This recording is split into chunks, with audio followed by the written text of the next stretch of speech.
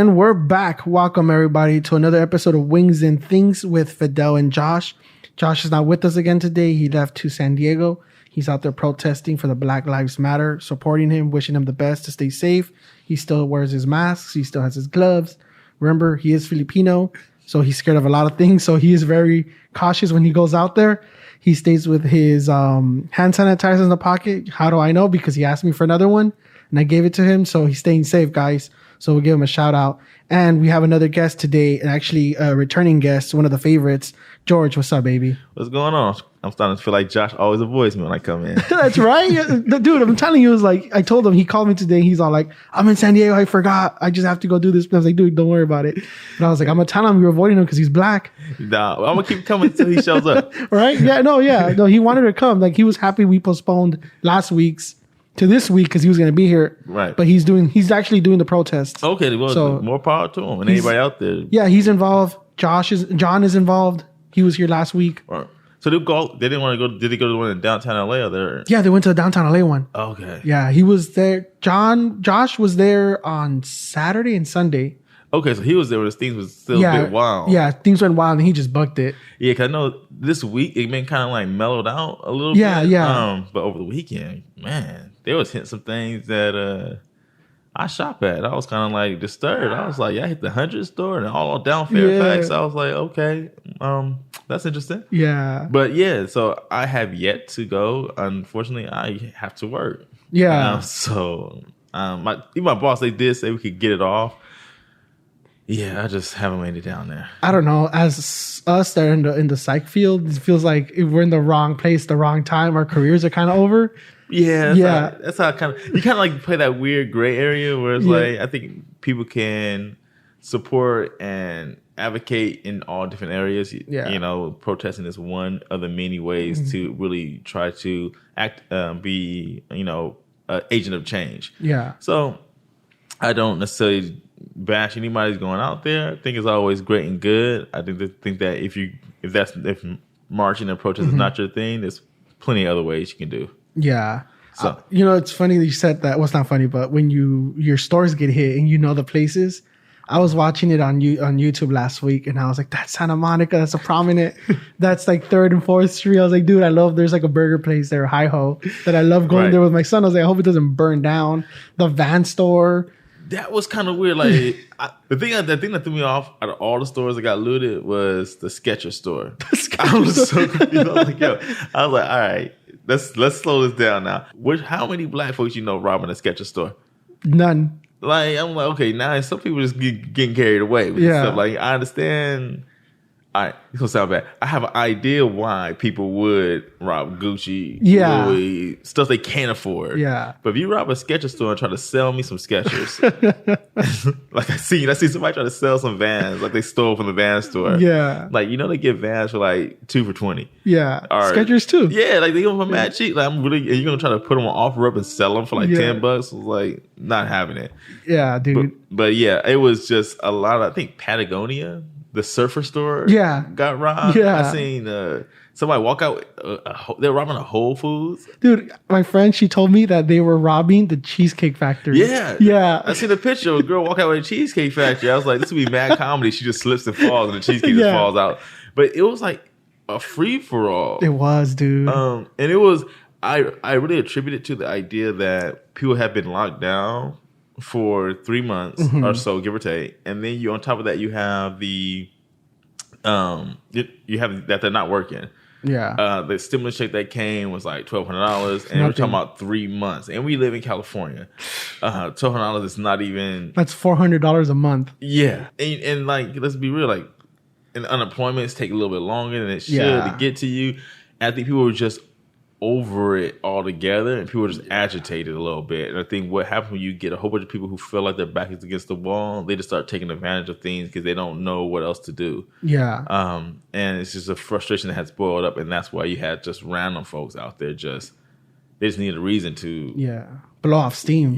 Basically. Yeah. And it was just against the whole. My thing was against the whole system. So. But with that being said, I'm still not buying those Vans for no $10 offer up. You're not getting that. Look, I'm down for the protest. I'm not down for people looting those mom and pop spots. Because that's messed up, dude. You're hurting your own community. And that's what threw me off a little bit. Like, I understand, like I said, corporations, it makes more sense. Yeah. Mom and pop shops was kind of like, that's where I think he kind of like are doing a little bit too much. Mm-hmm. Just dial it back a little bit. Not saying you should go out and rob any of the stores, but it just some things you can just be like, okay, I can see why you targeted those areas. But yeah, they had the mom and pop shops. They were like, and something like, I don't know what, something like people were stealing. I guess it was good for, like, somebody stole, they broke into a car dealership in San Leandro and stole 50 cars from the car dealership.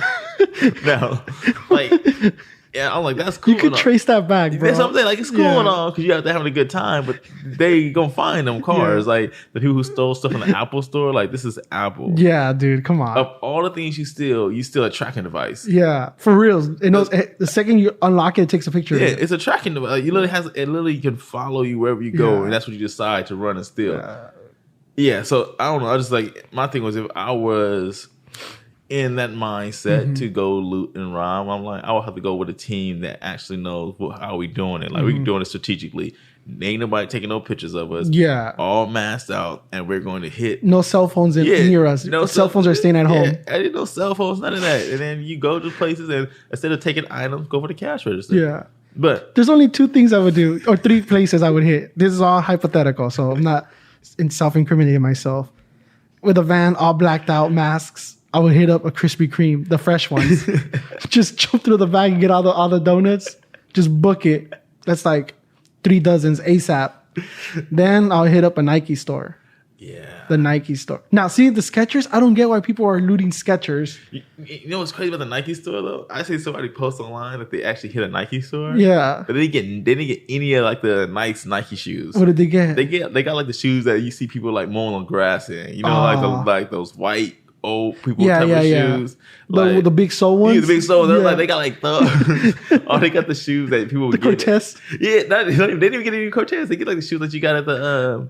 Like, you go to, like, the warehouses where they have the clearance. Yeah. It was all those type of shoes. I was like, bro, you guys robbed a Nike store and came up with pretty much nothing.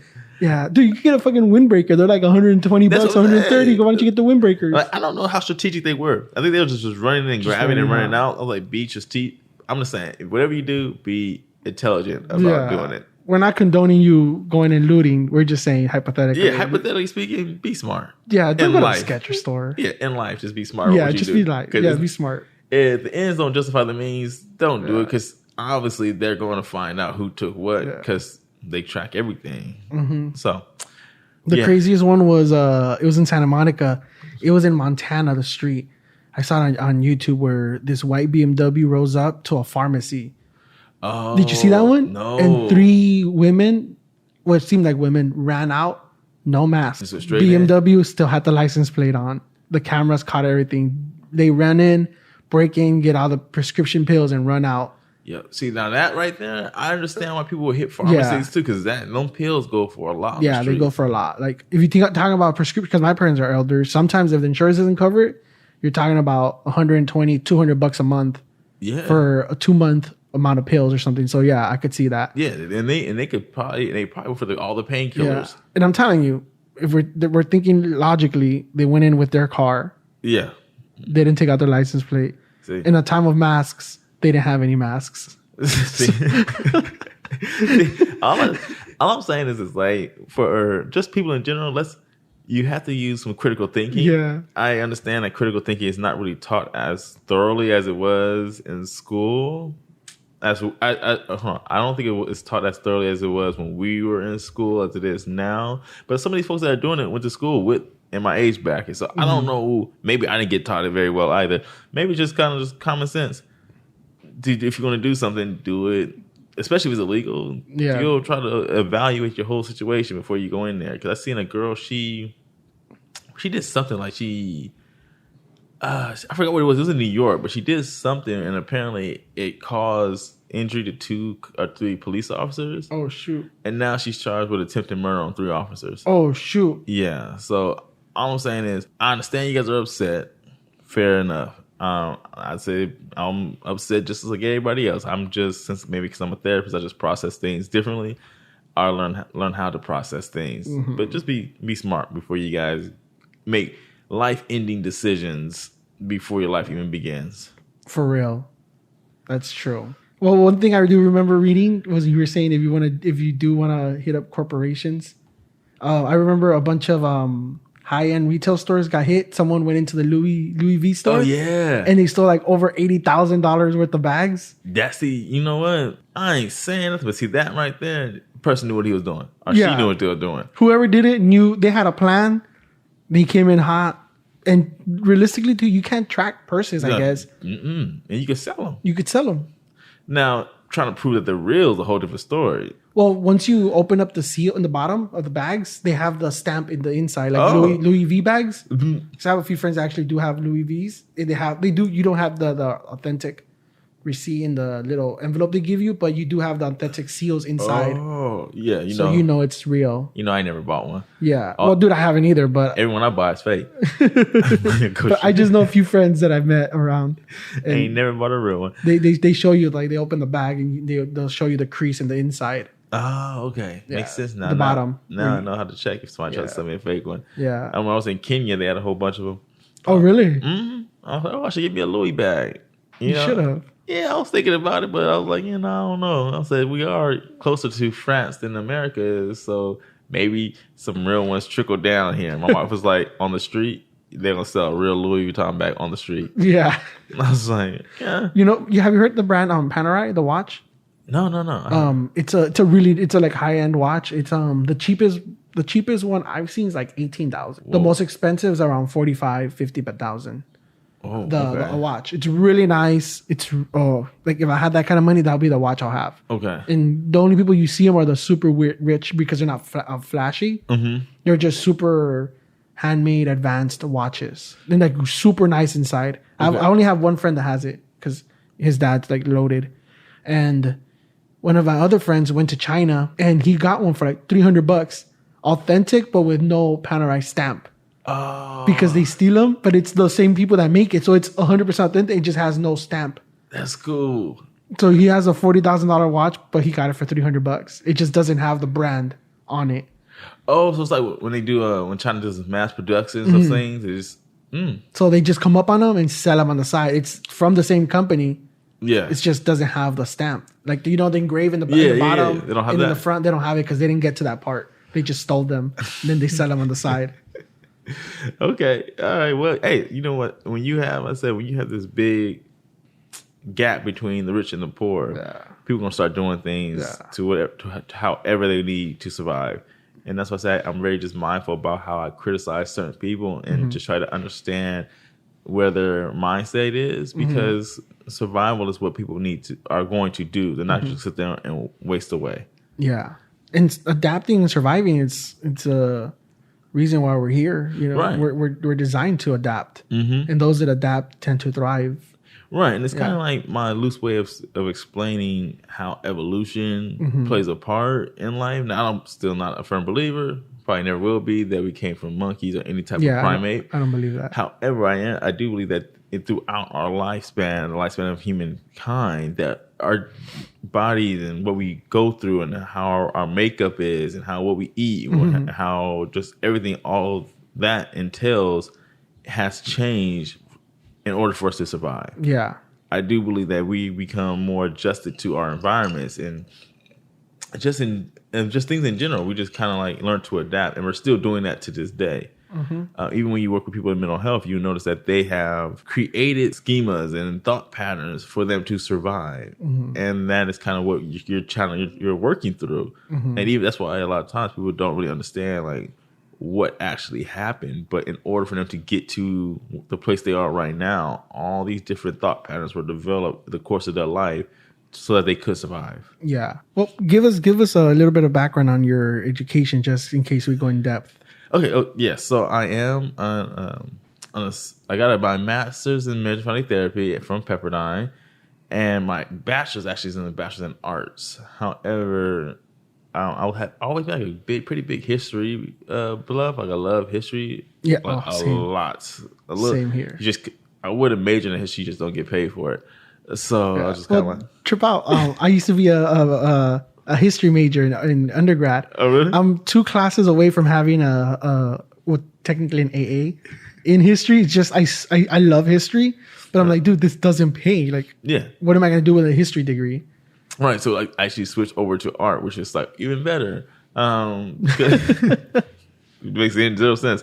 But the point being is, I just feel like, so that's kind of where I am right now. I am a mental health team lead, and I work in Skid Row. I also am working to start building my private practice for intergenerational trauma or transgenerational trauma, and as it relates to sex and relationships, and how we can help mend some of those traumatic experiences that may have been passed down through family members, customs, or just the societal norms that you are carrying with you today. Ooh. Do you want to go more in depth in that for people that do not know what we're talking about? Yeah, I'll go ahead. I'll dive into it. Okay, so just to give you a brief rundown, semi-brief, probably depends, maybe not be brief at all.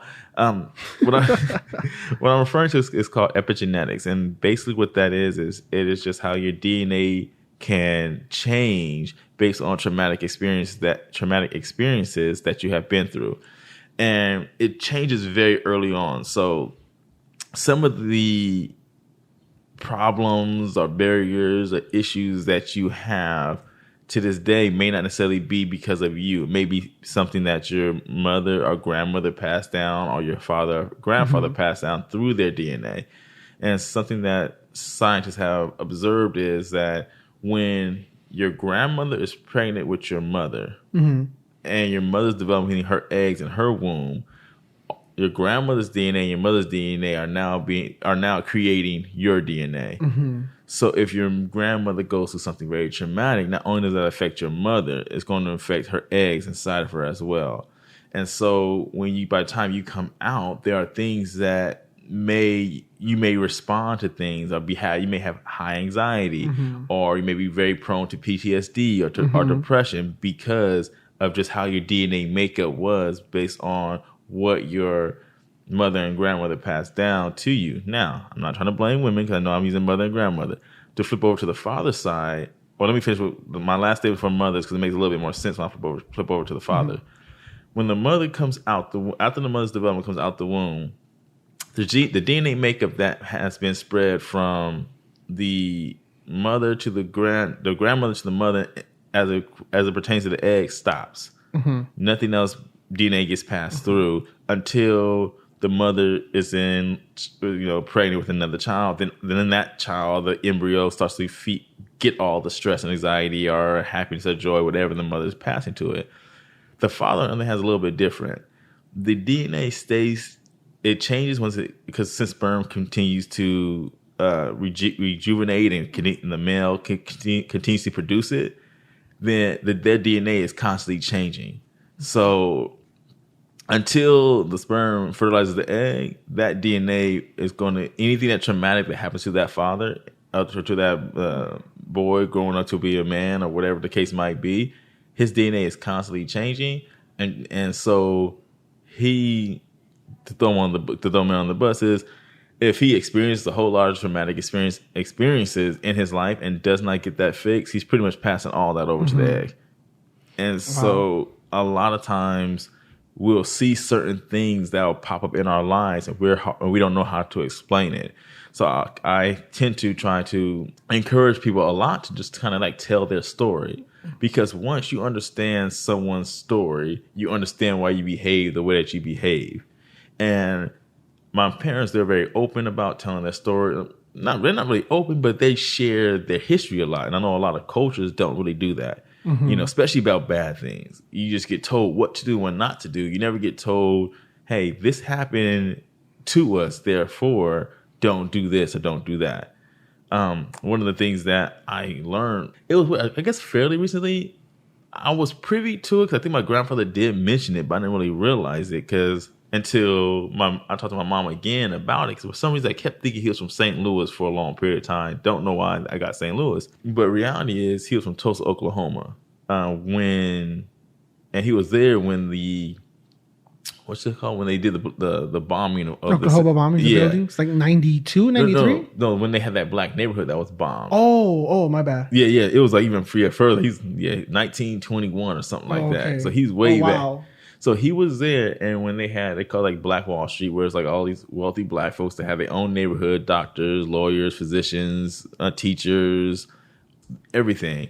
And a situation happened. I know some of the history. The Tulsa race massacre. That's where. Yeah. So can I read a little bit about it? Yeah, go ahead. Yeah. Because I didn't know about this, so this is great that you're bringing it up. So date May 31st, June 1st, 1921. So the Tulsa massacre took place May 31st and June 1st, 1921, when mobs of white residents attacked black residents and businesses of the Greenwood district in Tulsa, Oklahoma. It has been called the single worst incident of racial violence in American history. The attack carried out on the groups and from private aircraft destroyed more than 35 square blocks of the district. At the time, the wealthiest black community in the United States, known as Black Wall Street. That's what you're talking about. Correct. Yeah, more than 800 people were admitted at the hospital. As many as 6,000 black residents were interned at larger facilities. Many more for several days. Oh man, I never heard about this, to be honest with you. Yeah, it's one of the black guys of America that they don't really talk about. Yeah. It's starting to get more headway now. I think they're doing a documentary on it now. But however, as my grandfather, he was at the time that it happened. My grandmother was alive. He was born in 1924, and it happened in 1921. That's where she was from, and she was a seamstress in this area. And he had older brothers and sisters. However, so he wasn't there, and this is what goes back to shows how stuff gets passed down. Because when he came out of the womb, how he talked and how he presented himself was a lot different than you would think someone from the 1920s and 30s would act. It wasn't. He seemed to be kind of an elitist, so to speak. And it was kind of different because I said my mom, he talked about people who were on government assistance. He talked about people who didn't want to work. He talked about people, like, he always had this thing about when black folks didn't do something, he wasn't very empathetic to, the systems that play or anything like that. He was more so like, he was kind of cruel to them. And I never realized where that came from until I started learning some of his history, because he passed that down to my mom. Now, she has her own issues with the social systems as it pertains to her upbringing, because she was a product of that. And my grandfather, because my grandfather was with my grandmother, so they were separate. He used to talk about my mom and her mom about being a part of this system, which is a whole different family dynamic situation that could last about 3 or 4 hours if I explain that whole thing. But point being is that my mom to this day still has a high issue with, dealing with, when it comes to social service, things like that. You can see her get very agitated as it pertains to it. And she didn't necessarily pass that down to me directly, but I could still kind of feel some tension. Like when I read news articles and it's about social services, I always kind of like read it very slight. I was like, okay, that's interesting. I never really take it like, oh, this is always a good thing, even though it might be something that's really good. And it's kind of like it's just a thing that was passed down. Now that can be passed down through, not just through genetics, but also through teachings. But I don't necessarily remember my mom speaking bad of social services. I know my grandfather did though. Or not. He didn't speak bad, but he spoke about people who were on it. So it's just something that kind of like constantly gets passed down. And you just look at our history in general. You look at if you go, certain cultures, certain things just get passed down, and it's hard for people to explain why it is that they do what they do, and it can mess up your livelihood. Some people, they like things like that.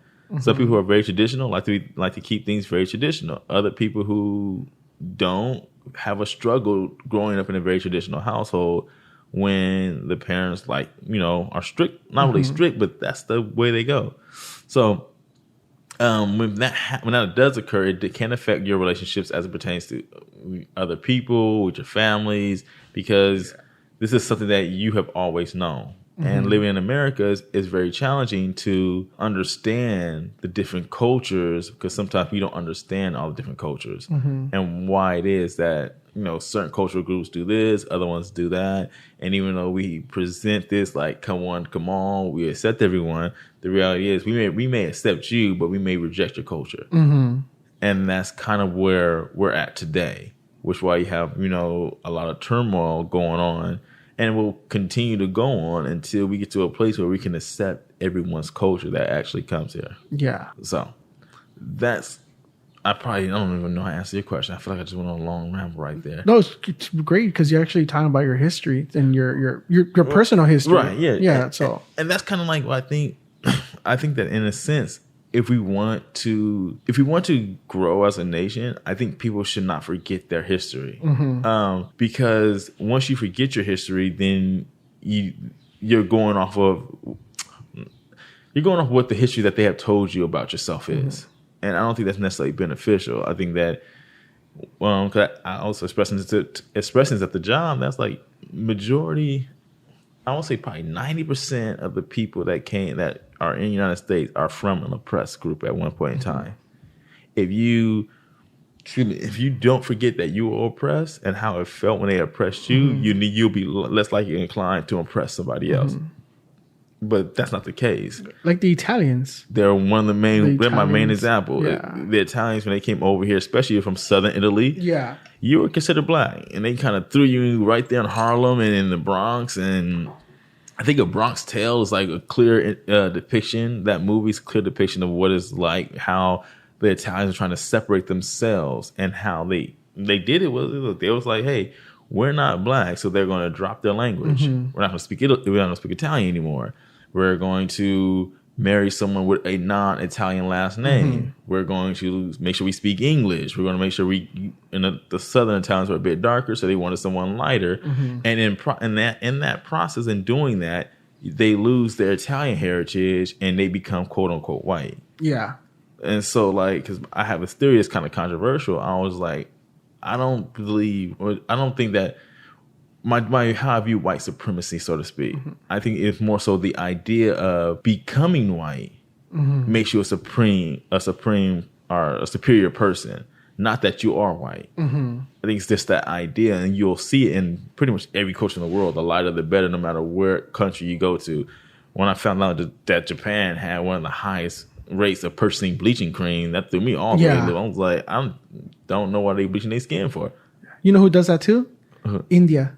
Yeah. India. I just found out a few days ago, Indian culture has a huge market on that bleaching cream. What you just talked about with Japan too. Yeah. Because Japanese tend to wear those gloves, those really long, like, when we watch those like 1920 movies, the women wear those really long gloves, like the white ones, all the way to your elbow. So the Japanese culture does that a lot. Yeah. They wear that. They wear the masks, the visors. Yeah, to keep your light skin. They want to be very light skinned. And so I don't know. I'm still trying to figure out, and I may have to do a little bit more history study about where this connotation came from of the lighter the better. Because I had a professor, he said the Europeans spread it all. I was like, I have a hard time believing that.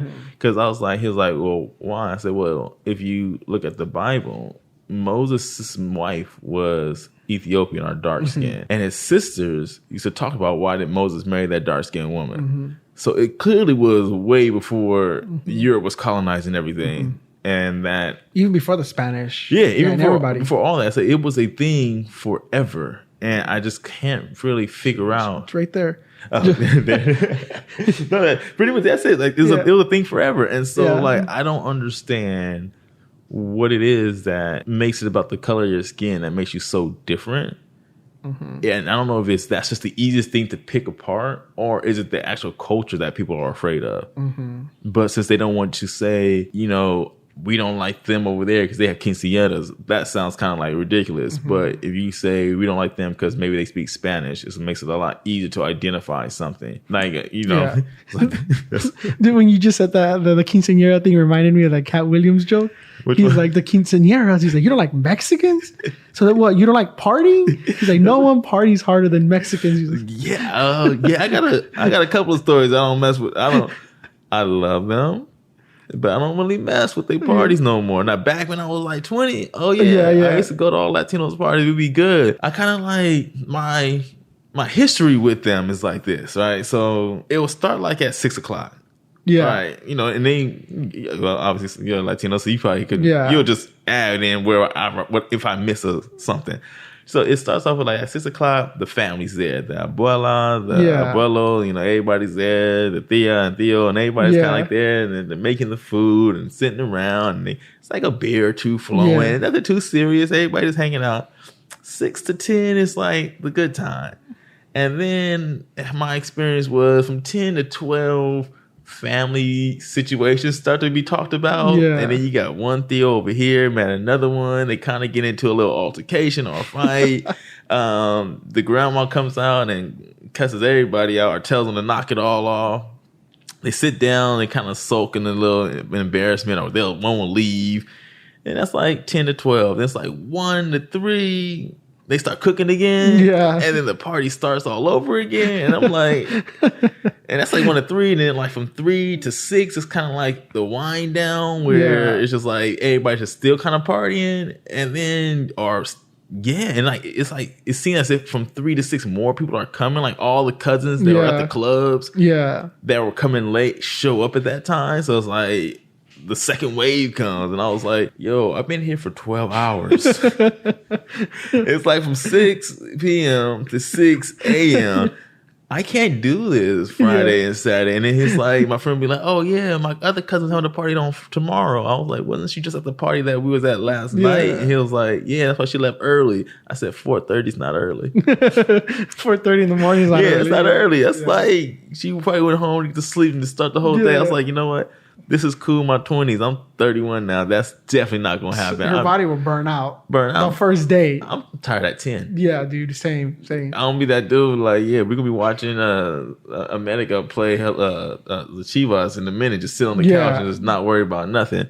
But I don't know what it is, I said, but some people, they just have this vice on their shoulder. Yeah. And they just never let it go. I was like, but I think it's really the fear of other cultures. Mm-hmm.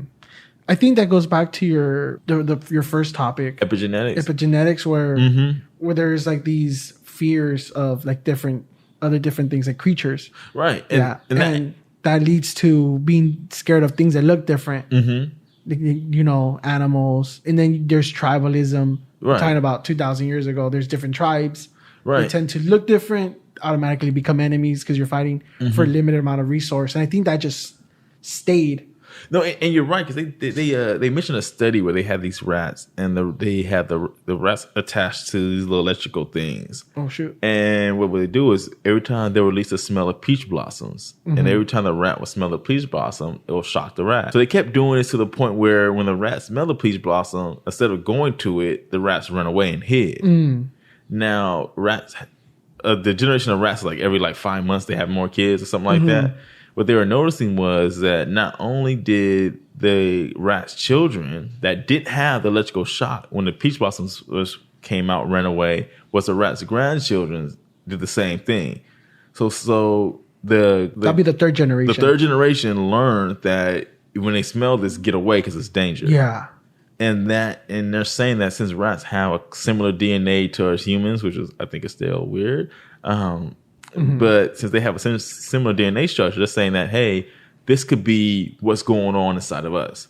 We create a fear. So I think we were talking about before we got on the air is how when you're driving or you're around, cops behind you, you get kind of tense. Yeah. Now, I was getting tense before I even got pulled over by the police one time. Right. So where did that tenseness come from? Where did the uneasiness come from? I'm attributed to it must have came from either my parents or grandparents, that when the law enforcement got by them, they got nervous or paranoid, and now it has got passed on to me. And unfortunately, that same structure most likely will get passed on to my children, that when cops come by, they may be nervous as well and don't realize why that is. And that's something that we just have to, that's when this gets passed down. When you see someone of a different culture, a different language, and let's say your grandparents got, robbed or cheated or assaulted by somebody, you may feel, you know what, I can't necessarily trust, or I got to be careful around this particular group of people. And your grandfather probably never even told you that he got robbed by somebody. Yeah. And so that's kind of like what is going, that's why I feel like it's going on. So until people start to really tell their story and get their stories out there, we will continue to have this vicious cycle. And it won't really get fixed, because every person who has a bad experience with the police is going to carry that experience, and that experience is going to get passed on. And you can say as much as you want that all cops aren't bad cops, but it only takes one cop to affect the whole generation. Yeah.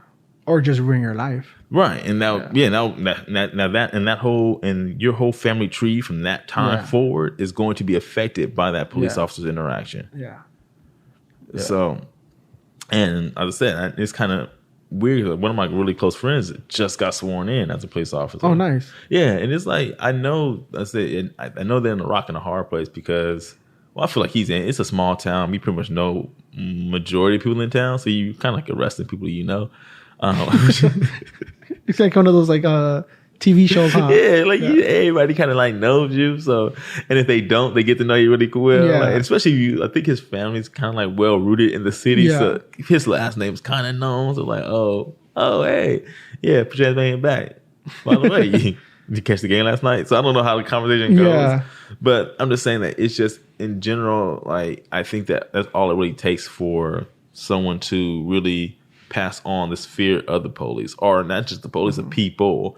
It's just the idea that one person or one incident can literally affect you. And I think what we need to start doing is not necessarily looking at the race or the gender or the culture the person's from, and just look at the person as a person and understand that this one individual did something, and not that individual doesn't speak for a whole group.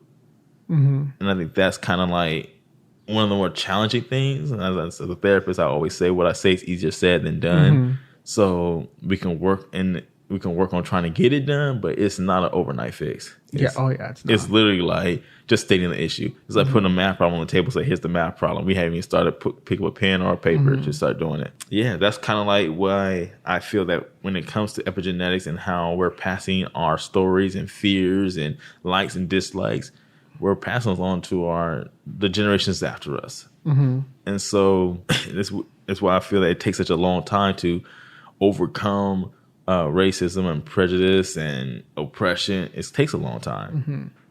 And that's where we are. That's why I feel where we are right now.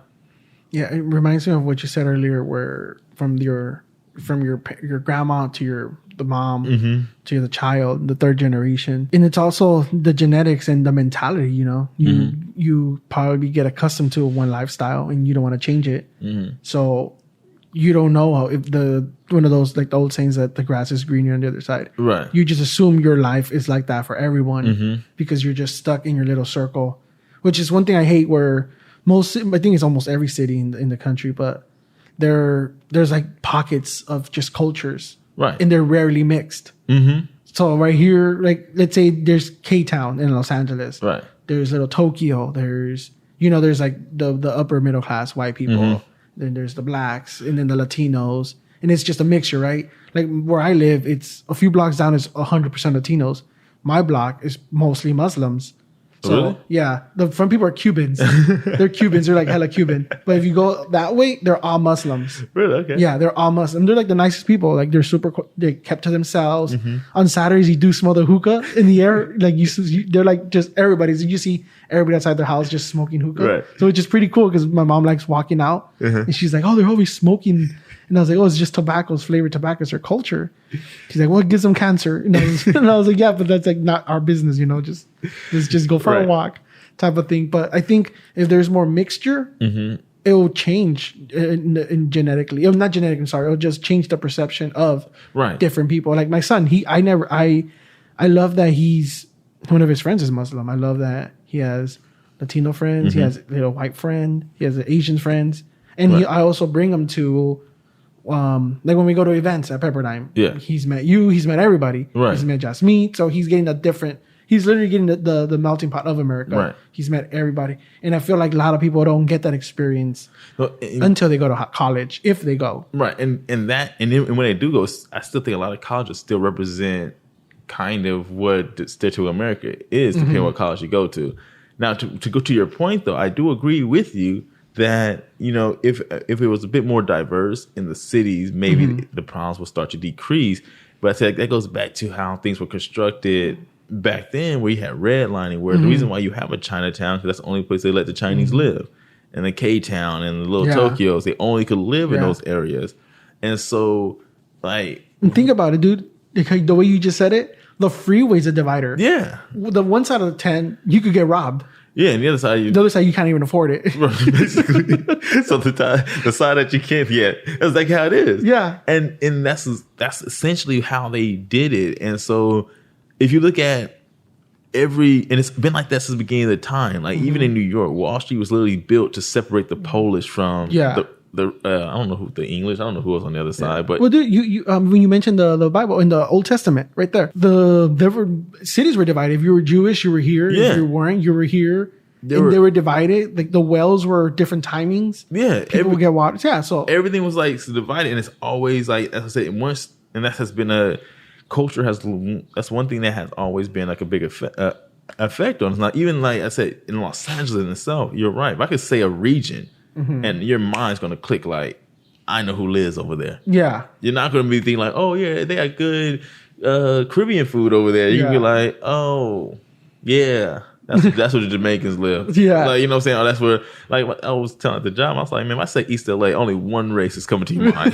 Nothing else coming over there. Yeah. It's just East LA, you already know what we're talking about. Yeah. You know what I'm saying? If I say Santa Monica, even though it might have different people, you have a picture in your mind who's out on Santa Monica going for jogs. Cargo shorts and a t-shirt, right? Yeah, like I said, even I say Compton, even though Compton's predominantly Latino now, you're still picturing a black person out there. Like that's what you're picturing, even though it's not even what is actually reflective on this the data. So I just think that financially, that's really what's keeping us separated. Because as you said, on one side of 10 you get around, the other side you can't afford it. And I think that's the new way they're preventing people from mixing, because they know as California presents its ideas, we want everybody to come. It irked me a little bit from when they were doing the big border crossing. A lot of people were trying to cross the border, and they're fleeing from gang violence, and I think it was gangs and something else in the cartel, right? Yeah, I think so. It was. I know when Guatemala and Honduras, refugees, right? refugees, they're all come. They're yeah. walking all the way through Mexico to come up here, which is admirable, because I don't. That's a long walk. I'm just thinking about how big Mexico is. But when they were coming up here, and they was like, California was like, oh yeah, let everybody come. And when they come over here, they dump them in the same neighborhoods where those gangs are. Yep. It didn't make any sense to me. I was like, if they're saying they're running from MS-13 in El Salvador, and you pick them up and put them back in the neighborhood where MS-13s are, how does that make sense? Yeah. It didn't make sense. Like, why don't y'all build some nice little apartments in the Palisades? If you want them to truly actually come and be a part of the community, then let's open up the walls of the community.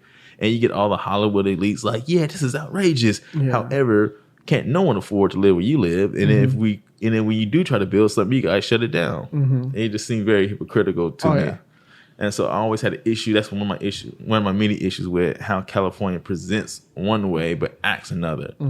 And that's kind of like throughout all these activist things that have been going on, I have really been noticing that you have a lot of people out there who are doing it just for attention. Oh, yeah, of course. And I think that's very unfortunate, because you have people who are truly passionate about doing this and really want to make a change, and the other ones just want likes. Yeah. And I think that's kind of where I struggle with really fully supporting certain things. Yeah. Well, one thing I like that you mentioned is like people act like they care, but they themselves do not want to open the doors for people. It's more of a, hey, I'll help you, but you stay over there. Right. So, and I'll stay in my corner. But you could move in if you could afford it. Right. But you can't, right? Type of thing. And then that's where, when you said earlier, we're taught to remember, we're never taught to critically think or think for ourselves. And it's the whole thing you mentioned, or once you learn how to critically think for yourself and actually ask questions and not just memorize what someone else told you to memorize, is when your mind expands and you could kind of start building your own road for yourself and your family. And that's kind of how it is. And that's what I said, when people get here just to fit in, they start to deliberately let their culture go. And I think that's one of the most unfortunate things that a lot of cultures do. Is just like, all right, we're here. We're just going to stop speaking our native tongue. We're not going to honor our native holidays. We're not going to, eat all. Well, nah, some people don't give up their food. That's one thing I know. A lot of cultures, they hold on. They hold dear to that. So I won't say that, because I know, they don't give that up. But I'm saying and then they start to learn American history. But I just feel like it's hard to learn American history without learning all of the Americans that live here's history. And I understand it's a very difficult thing. So I don't necessarily expect the schools to teach it. I expect this is where it comes for us as a community to educate each other on different things that have happened in our culture. Like just in general, like, hey, you know what? This happened. That's how this became like this and this became like that. Yeah. Let's talk about it, because once you know it, I always say that once you know someone else's history and you know your history, you're less likely to oppress or accuse someone else of something, because you know what they had to do to get here. Even though you may not think, you know what, that wasn't as hard as mine, but you can't judge someone else's struggle based off of your experience. Yeah. But yeah, that's what I'm hoping, hopefully, throughout this 2020, a lot of self-reflection is going on since you guys are trapped inside your house. Yeah. And for me, I actually two things going back to what you were saying.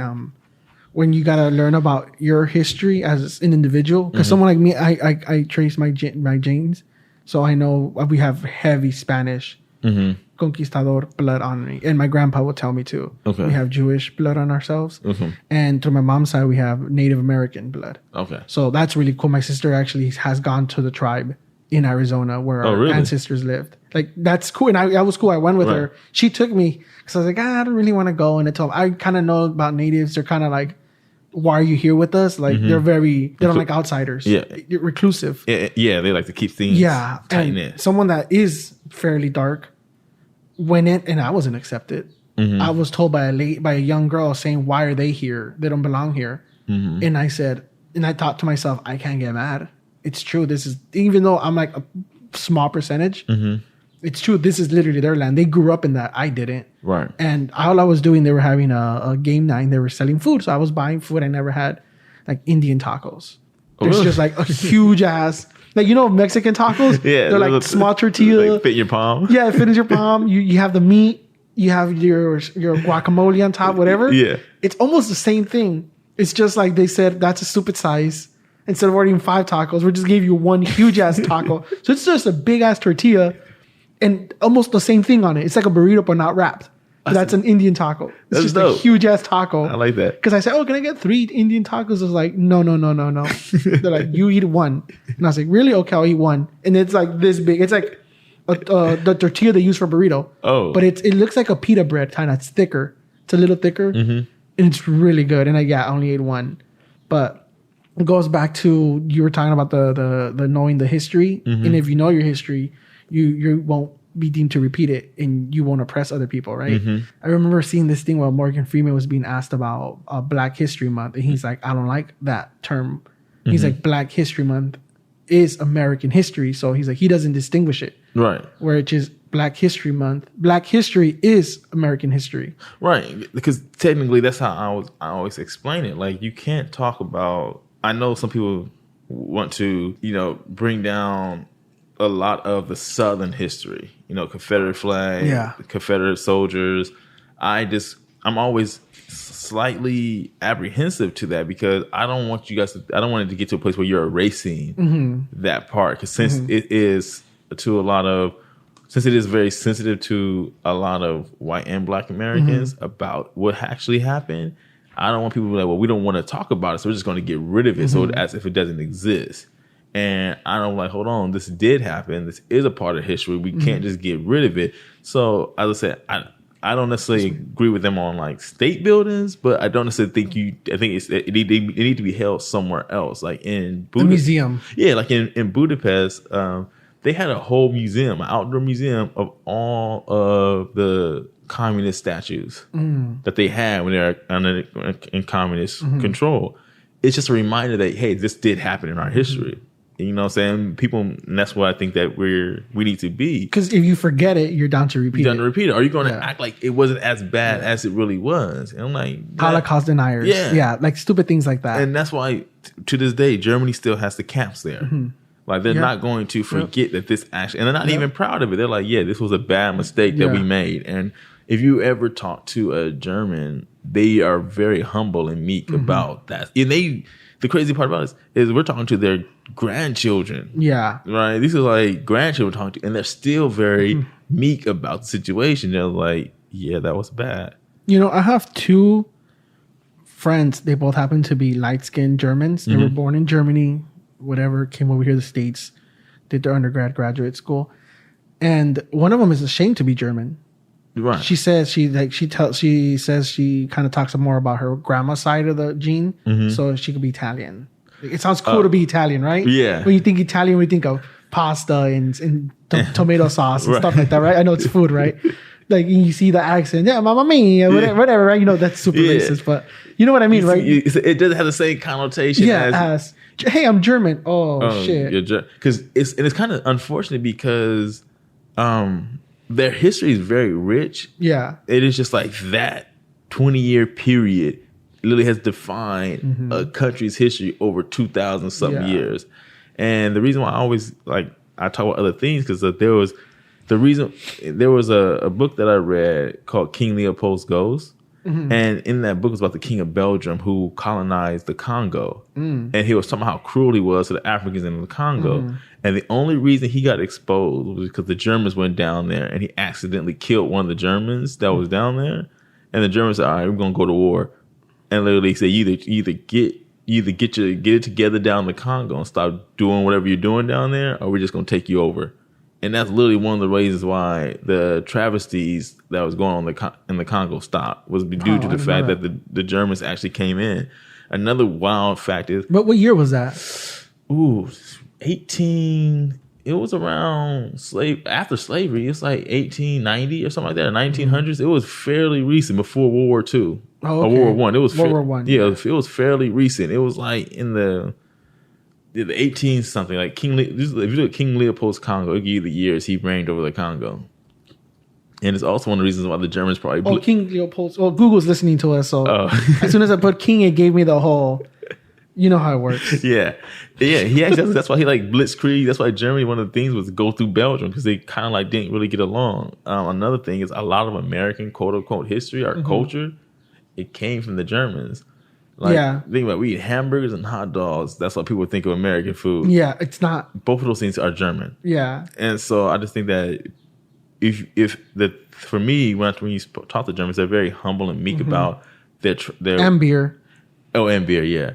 The atrocities that Hitler did, the Germans are very repentant, very like sad, and they repent a lot about. Just in America, it just seems like we just constantly forget things that the things that we did.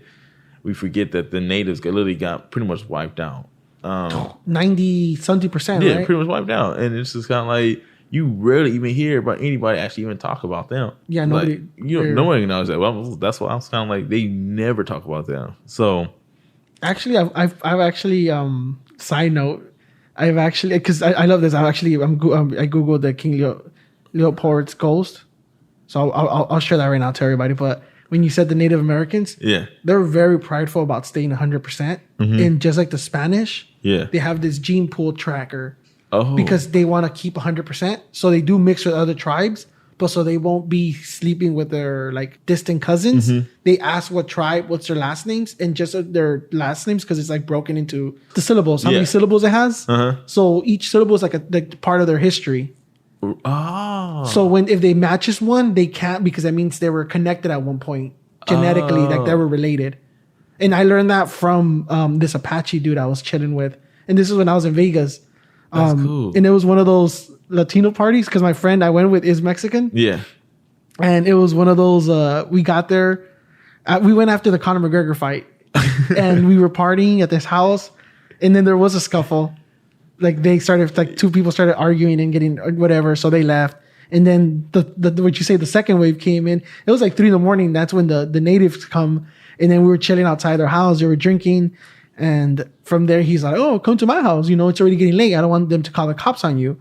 And I was thinking in my head, well, what's the difference between your house and his house? They live next door. Yeah. But at that point, they look Native American, but I don't want to like assume. And then we go to his house and then he's like, by the way, I'm 100% Apache. My wife is 100%. I don't remember what it was.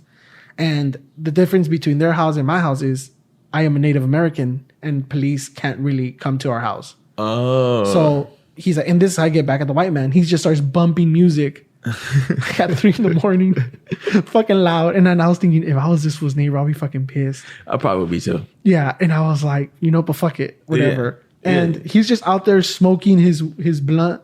Yeah. And I was thinking in my head, dude, this was not scared about cops. And I was like, hey, you don't worry about it? He's like, no. He's like, I'm Native American. They can't come into my land. This is literally my land. Yeah. I actually grew up in a town where we had I don't know what the tribe is, but they had a casino, the Tashi Palace, for those who know what I'm talking about. And they're right. Like the cops did not go to their land. They had only if it was like a murder or homicide.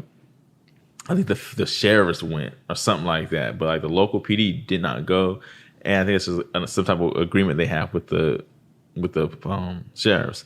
Mm-hmm. So I just think that that's another one. Like there's a lot of things that we kind of went through in our society and our culture that some people, it's like that grand old story where like no one wants to talk about the history of the past because they know it makes people uneasy. Mm-hmm.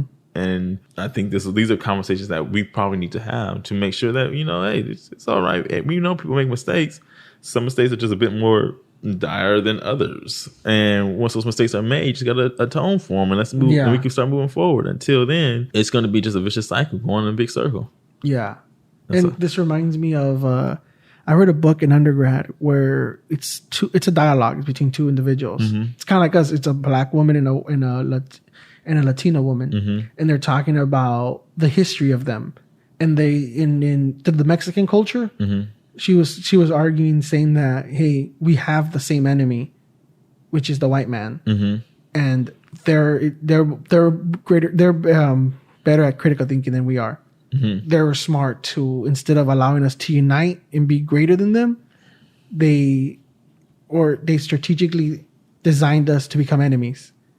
So together we're stronger, but if we're not, then we're just fighting each other. And at the same time, they're thriving.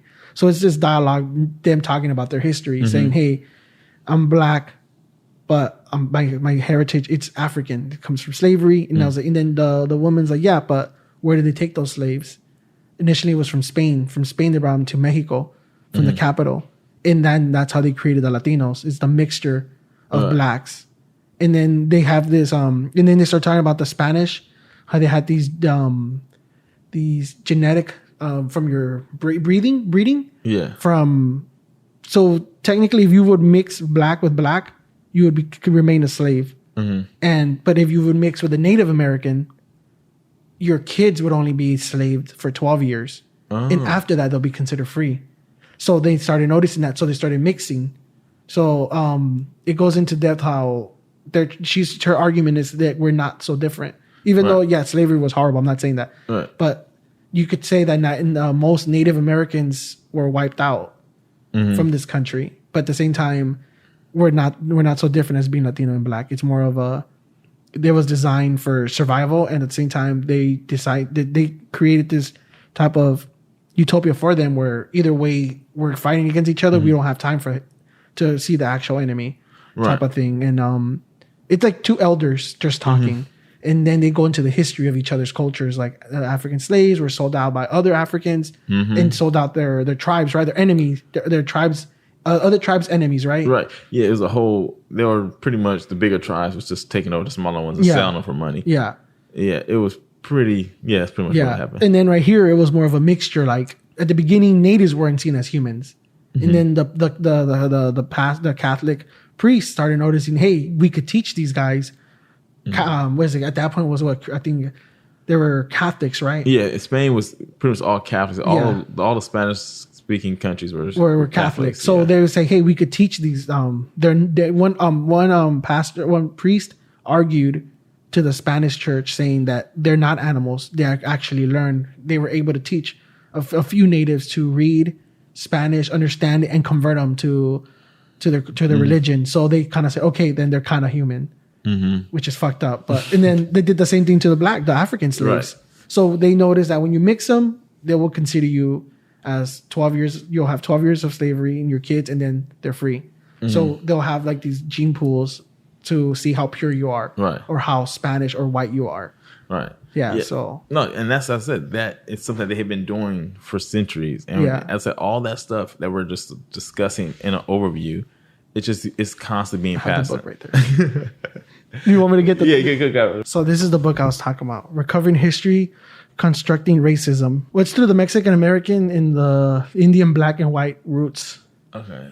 Yeah. And it breaks down how they designed it perfectly to keep us oppressed by making us enemies of each other. Yeah. That's what I said. That was like the whole thing. That's why I say once you have to understand this, and this is a lot of stuff that doesn't get taught to us. Mm-hmm. And if I was on top of the world, I probably wouldn't teach it either. Just to be fair, I want to be devil's advocate because you want to make sure you keep control and power. But I say for things to really truly change, this is when people really need to start to understand the history and how I understand we have differences, but the longer that the longer that these schemas continue to be produced in our own communities, we'll be like crabs in a barrel for a very long time. And that's kind of like the challenging part about it is the fact that we're passing this stuff down from generation to generation to generation to generation. And we have to start to break the cycle now so that our children and grandchildren aren't still carrying some of the trauma and traumatic experiences that we are showing now. So that's where I say, look, it's going to come a time where it's like, tell your story, tell what happened, explain it. And when we do explain things that happen to us, let's not make it appear as though it was a racial thing. And just understand that you're going to have evil people in the world who look to try to do things to you from all aspects of life. It's not just one color group of people or one cultural group of people that do it. If you could find a group of folks that ain't never did nothing wrong, please let me know because I would love to live in their neighborhood. Right? I would love to be out hanging out with them. I know they ain't never did nothing wrong to nobody. So when you said that, it reminds me of a conversation I was having with one of my coworkers, and she was saying that Trump is the worst president ever. And I said, "What? That's like a strong statement." And she's like, "Oh, are you a closeted Trump supporter?" I was like, "No." Think about what you just said. Let's digest it and let's unfold it. You said Trump, the orange dude that was in Pizza Hut commercials, is the worst president ever. She's like, you don't think he's the worst president ever? I was like, no. I think literally every president that owned slaves was worse than Trump. Then I'll throw in Nixon, Bush, and then I'll throw in Trump. But let's not forget that fucking presidents owned slaves. A whole lot of them. A whole bunch of them. So let's first put the ones that actually did own slaves, and then we'll put the corrupt ones, and then the one that wants to own slaves again. Right. So, and I'll go one further. A lot of presidents didn't know what to do once slaves were free. They were just kind of like they didn't know what to do with anything, and I didn't necessarily care. It wasn't too many presidents that was like, oh, we care about all Americans, and America is more so like an economy-based country. We like war and money, the two things that we love. So every president that's up there, they operate in that manner. The one thing I will say about Trump is he's just open and telling you pretty much this is what he cares about. I think a lot of presidents were just closeted. They just like, you know what, we don't want the world to know this is how we feel, so we're not going to say it. He's just not necessarily politically correct or political at all. And so let's face it, his main agenda is more money. Yeah, and you can tell, and he pretty much gloats about it all the time. So I told somebody at work, I said he's probably one of the most honest presidents because I can honestly expect to get the exact same person every time he steps up to the podium. He does not change. I feel like he hates everybody but himself. Oh yeah, he's extremely narcissistic. Yeah, so I know he's a racist, but I think he's an equal racist, equal opportunist of racism, where he bags Mexicans, Latinos, blacks, Asians. I don't think he likes anybody, to be quite honest. Honestly, I think if you're not, that's why I was always like, you know what?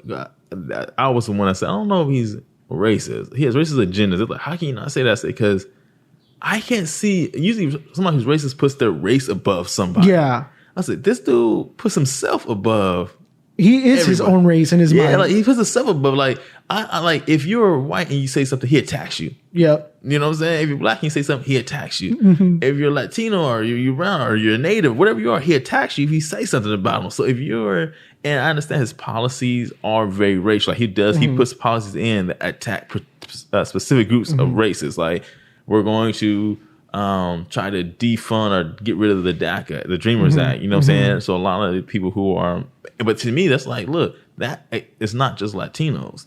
You have a lot of other groups of people who are qualified under that thing. And he's just like, there's Africans. You got Africans, Persians, Asians. They got a lot of people that qualify. He's like, we're getting rid of the whole thing. Yeah. So I'm very confused about like, if he was, because like, if he was, which race was he trying to help benefit? Because he's not helping benefit the poor white folks either. Oh, hell no. So it's literally the main is eating sandwich people? Yeah. He's definitely not supporting them either. So I'm really racking my brain like, who is it? And like, it has to be his own financial interest. Oh yeah, what was it that the people that are suffering the most under his presidency are the people that voted for him, right? The poor white middle America. They're the ones suffering the most. And as I said, he just don't care. Like he'll say and do whatever it takes so people can either like or he'll distract.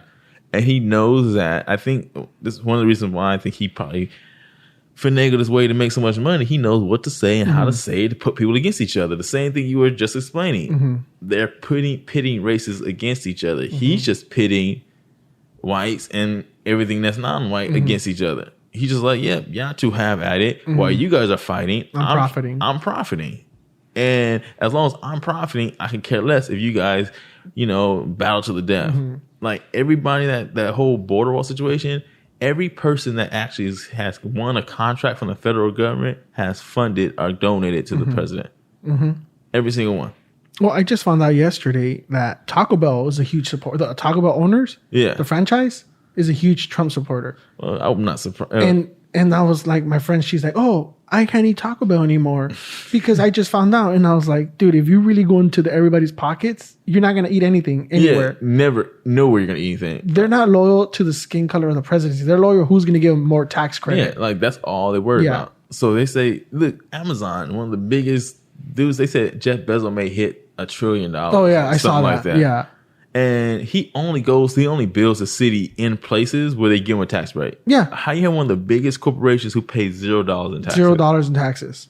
Zero. Like that's like Warren Buffett. He made that famous comment where he was laughing. He says, "My secretary pays more taxes than I do." Yeah. Yeah. So it's not a mystery. Like they just it's a club.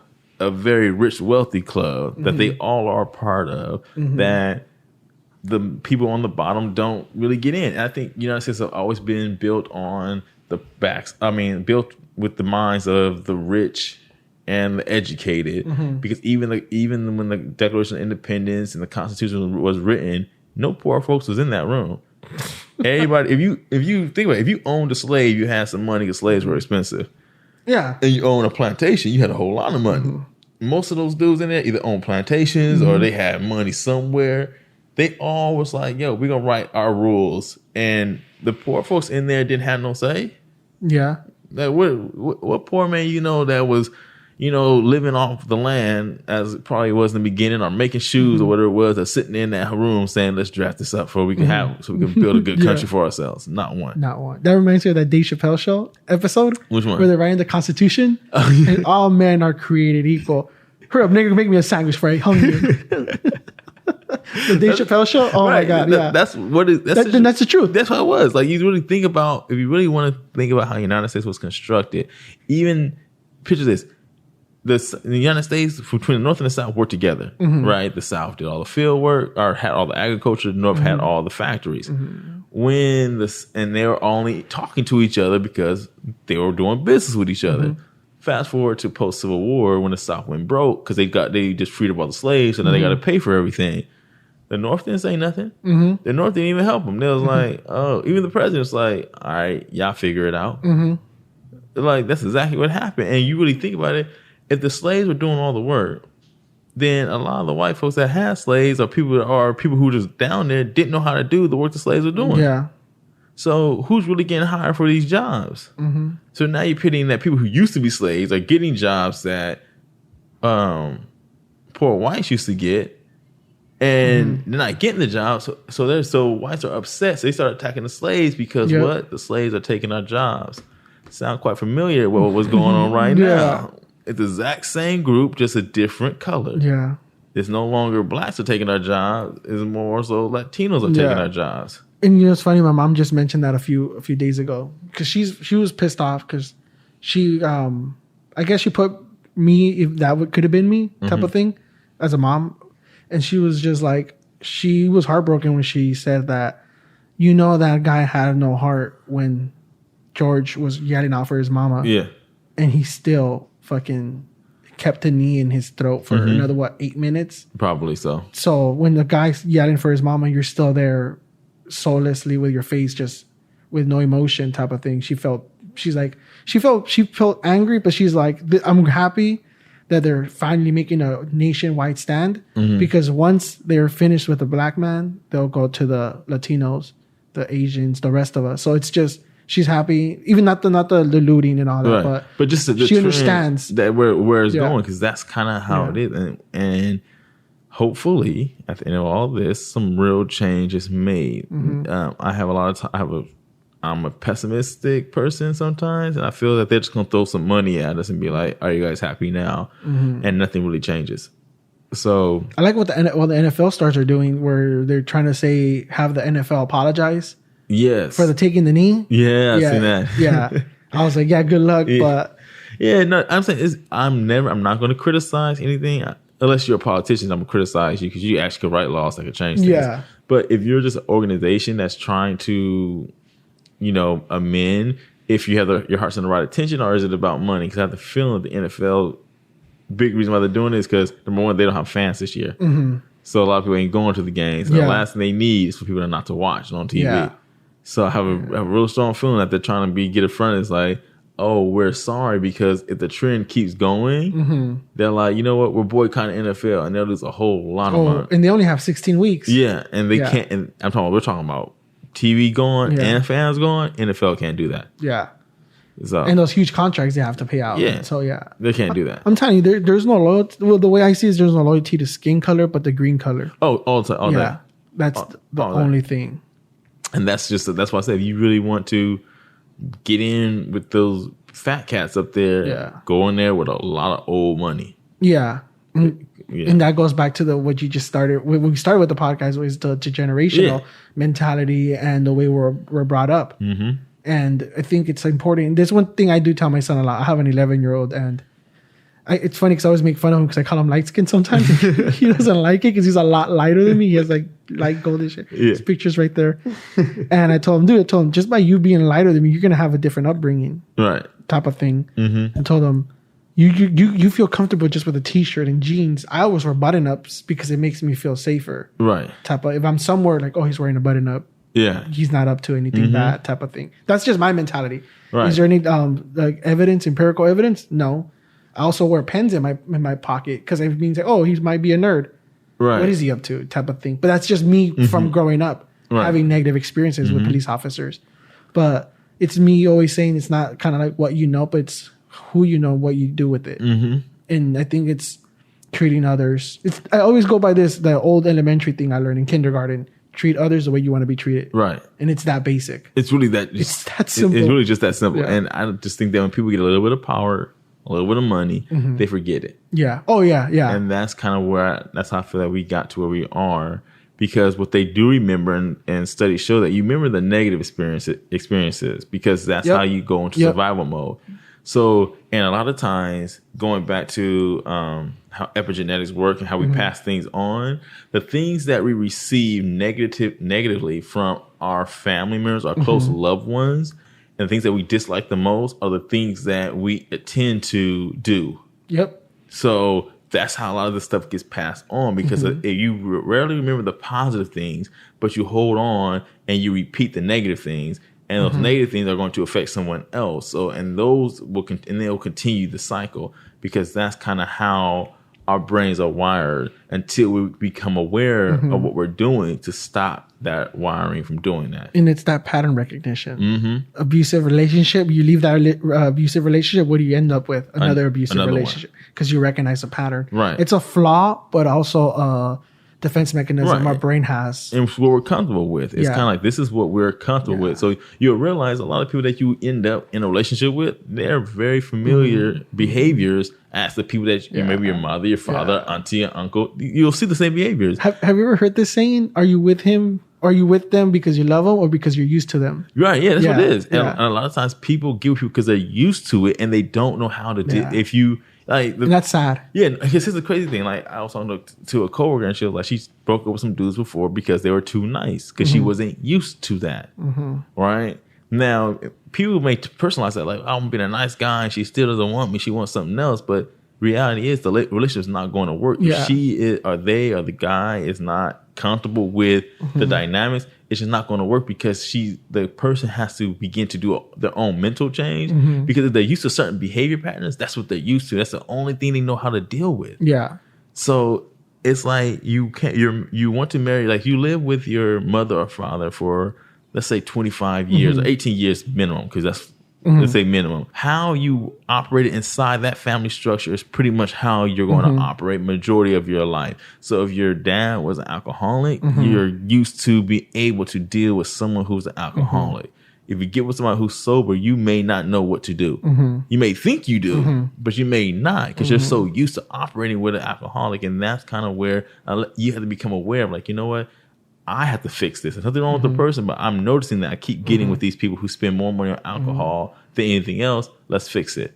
And that starts with you. Yeah. And it's those those small cognitive changes and aware behaviors that you've accumulated where you're like, hey, I've noticed this trend.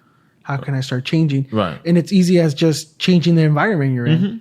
Like if you say you're hanging out with alcoholics, if you change your scenario, your scene, your environment, you might hang out with less people that drink, type of thing. Right. But that kind of reminds me of like how my dad, he used to be an alcoholic, and he stopped drinking, I think, because he's I think 69. He stopped drinking probably in his 50s, and it was one of those he just stopped. Right. And it was cool, but at the same time it was him hanging out with different people. Right. Or he lost friends to alcoholism, and the environment changed. Right. So he changed. He doesn't hang out with people that drink anymore. And if he does, he's one of those people that he'll have one or two. Yeah. And that's it, type of thing. And now me growing up, seeing my dad drunk a lot growing up, made me not want to be an alcoholic. To this reason, why I have a rule where I don't drink more than 6 times a year. And I've never broken that rule. And I only drink to celebrate. And that's really good because of the awareness there. Because to go with the alcohol, I said my grandfather used to drink a lot. My mom ended up marrying my dad, who drinks a lot. Now, I don't drink like they do. I just don't drink like they do because although my grandfather did drink a lot, he always used to mention how much money he spent on alcohol. And that was one of the things that I picked up from both my mother and grandfather was they ain't like to spend money. Right. Same. They did not like to spend money. And so if they get it, they really weigh out like, do I really need to buy that? Yeah. You know what I'm saying? So for me, it's like, I know people who go out and buy a bottle here and a bottle there just to celebrate. I'm like, look, man, I'm not at no birthday party or no restaurant eating nothing. I'm not, nah. And so, and sometimes it's a little loose because sometimes I'll have a drink, but I'll have like half a drink. Right. Like even if I buy one somewhere, or I hate buying it because they're expensive. And my mom has this joke. She's like, do you not drink because you don't want to drink or because you're too stingy to buy the drink? And I always tell her, I was like, it's like the old chicken and egg. It's like, I told her, I honestly don't know, but it's a good reason why I don't know, but because it prevents me from doing it. Yeah. But I told her I do have drinks. And then my dad's like, that's why I don't worry about you. He's like, well, drinking and driving. He's like, because you're lightweight. With one, you're like, oh. Right. Yeah. So it's one of those just mentalities. But I think it's the pattern recognition in your grandpa and grandma to your dad, to you. And I don't know, I'm sure we're responsible individual. So I know when you drink, you're not just belligerent. No. Yeah. Downing me neither. But even then, like if you have a glass of wine, doesn't mean you're alcoholic. No, it doesn't. Like a lot of health studies say a glass of wine is good for the antioxidants. I'm just saying, you have to, when becoming aware, someone has to bring it to your attention. I think it's very difficult for people to bring that to your attention, and just it's the amount when the impairment starts happening, when you realize that you can't. It used to go from I like to go out to social drink, and then from social drinking to I just drink when I have a glass or so when I get home work, till you just drinking just to drink. I was like, okay, now you may think there might be something more going on, and even if. The funny thing about epigenetics is there might not be no one in your family, like your mother or father may not drink, and you have this drinking problem. And sometimes it may not even be them. It could be their grandparents that had the problem that you may not even known about because they never told you that, hey, when your grandfather was around your age, he was, drinking every night, every other night. Now that he's older, he may went to AA or did what he did to stop. But there was a trend in genetics that created this environment for you to want to drink.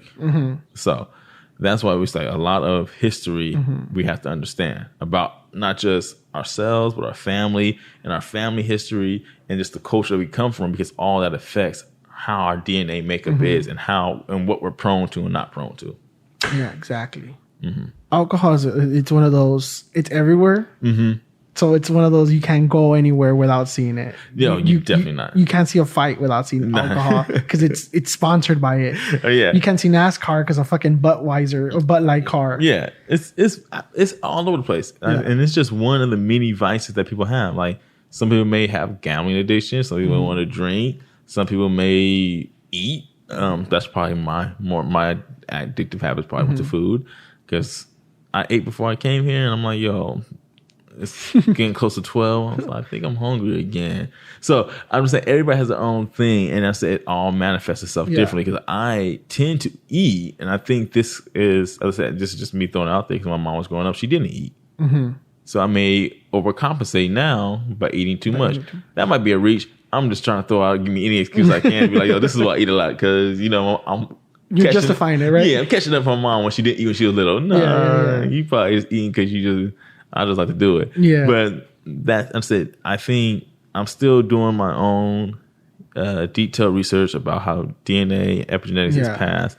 And it's where I'm more so focusing into, because I think that's really the main way to get to the root of healing is actually understanding what the cause of the problem was as it pertains to family structure and family dynamics. And that's the way to go, even empirically. Is going to the stem of it. It's like a bad wheat in the grass. You go for the root. Right. So it's the grandparents, the parents, it's yourself, and if you want to stop that, you start with yourself. So when you do have kids, or if you do have kids, you're teaching them a different way, a different lifestyle. You're breaking the cycle, right? And you're creating a new cycle.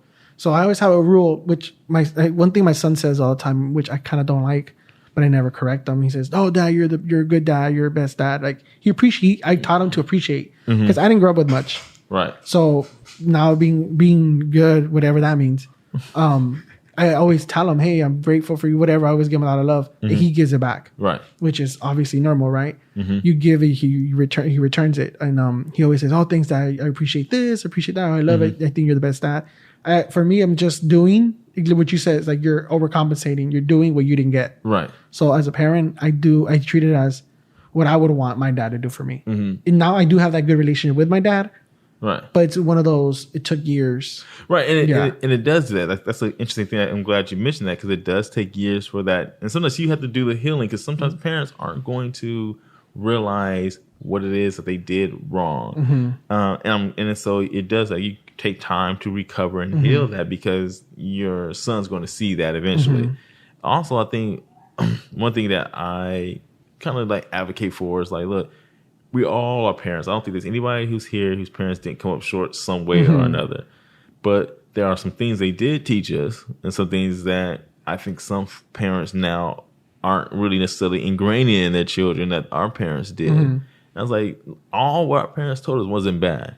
Yeah. It may have been old fashioned, but some of the stuff wasn't bad, and they told us it for a reason. The problem, I think, is the parents didn't tell you the reason why they told you. Yeah.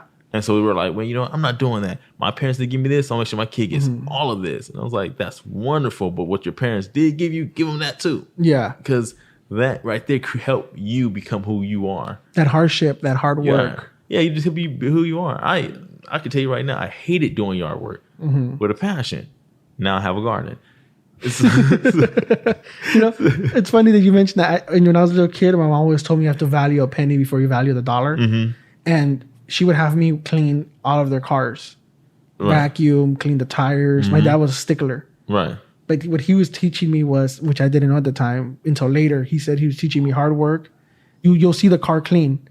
That's your accomplishment. Right. That's what you feel good about. If you messed up on something, you're going to learn about it, get it done the next time. Right. So I think growing up, I hated washing cars. I hated doing like the yard work. And now as a father, I tell my son to do that. Right. And Sundays, he washes my car. He does the grass. Not because I want to be a dick. It's because of the reason why my mom and dad established that work ethic and valuing money, in the sense that I don't worship money, but in the point of it's going to cost you to get the dollar. Because you were cutting grass. You're not just going to spend that money on anything. To be more conservative with it, to think hey, save some, enjoy some, and give some back mentality. And that's what it is. Like, that's what I said. That's exactly what it is. Those are the things that we can use what they give us, good things. But you said like they give us, but they never explain it. Yeah. I took it a step further, but it's because we both have MFT degrees. Right. Well, you have yours. I'm gonna get mine in 4 months. But I explained it to him. Yeah, and that's what we need, because a lot of times we just do it. And kids' favorite question is why, how come, I want to just. And when you explain it to them, at that time, they may not even understand, but at least you gave them an explanation. And the number one thing is explain it to them in their level. Right. Don't be using these fancy schmancy words. Yeah. If you explain it to them as simply as possible, it goes a long way.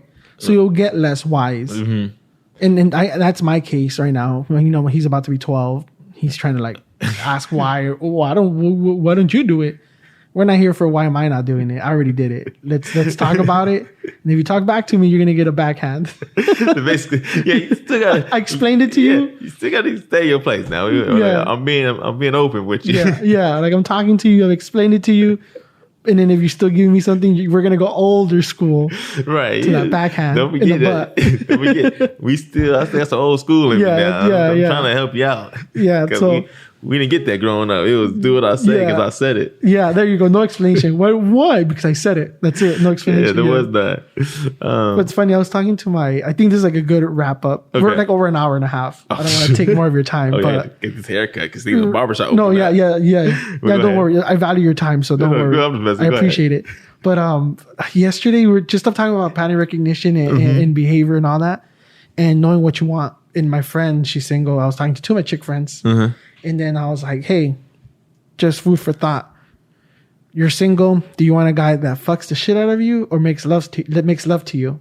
And she stood there quiet. She's like in her early 20s. My other friend, she's my age, 30. Yeah.